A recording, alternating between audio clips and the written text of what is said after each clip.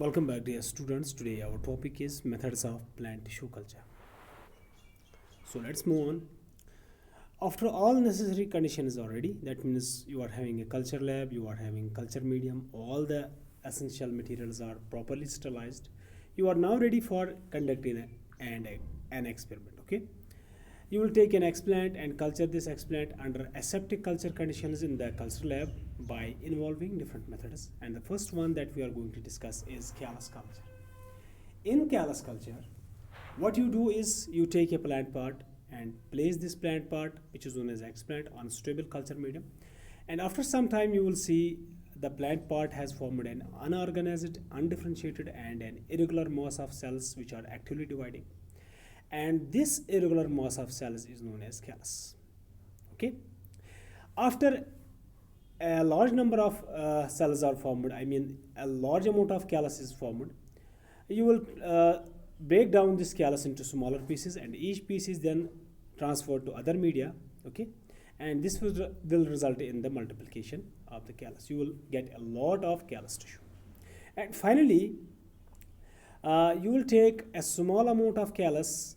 Okay, after producing a large mass of callus, you will break down this again, and finally you will take small amount of callus and place it on a culture medium.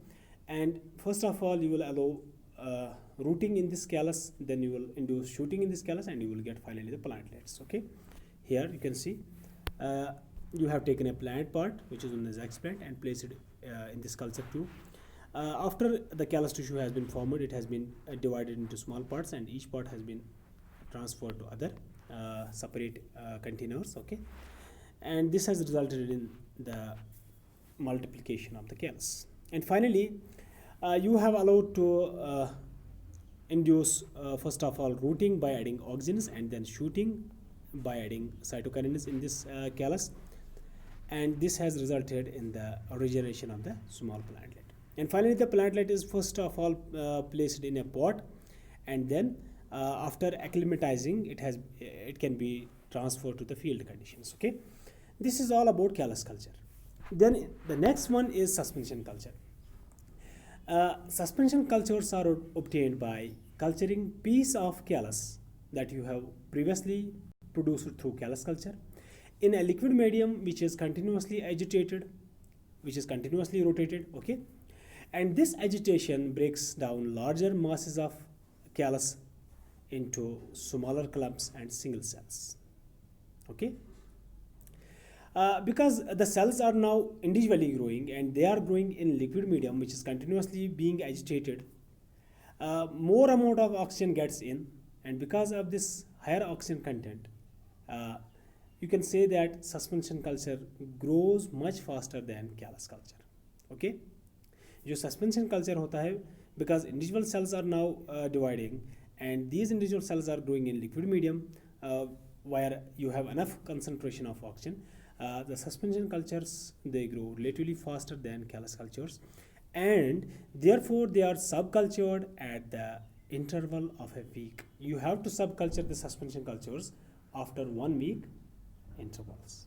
Okay, and the suspension cultures are used for regeneration of plantlets, somatic embryos, and secondary metabolites. These are some of the important applications of producing suspension cultures. Okay, you can use suspension cultures for regeneration of plantlets. You will get a large number of cells, and you will allow each cell to get transformed into a plantlet. Okay, or you can convert these cells to somatic embryos. That means those embryos which are not developed from the zygote. Okay, you can use the cells to get converted to embryos which are known as somatic embryos. Okay, and these somatic embryos can later on be covered with the covering to form the artificial seeds. Okay, or you can use these suspension cultures to produce the secondary metabolites. For example, there is an important secondary metabolite which you are getting from a plant, and the number of plants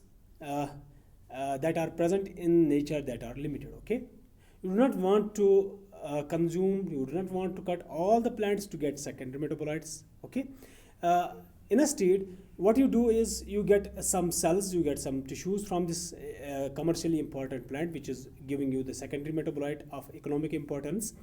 you will take these cells and you will allow them to grow in the form of suspension cultures, and these cells will also give you the secondary metabolites that you are getting from the intact plants. That means you are conserving plants by using tissue culture. Here you can see what you do in suspension cultures. First of all, you have taken an explant and you have allowed this to grow into a callus, and this callus has then been transferred to a culture vessel or a conical flask, and this conical flask has been repeatedly, it has been rotated, it has been agitated, and it also contains the liquid medium. It does not contain solid medium as is here. Okay, it contains liquid medium, and because of this liquid medium and continuous agitation, the callus gets dispersed into individual cells. Okay, and you get a suspension culture. Okay, this is all about the suspension culture and callus culture, and in the next part we are going to discuss the other types of cultures. Till then, stay blessed and thank you.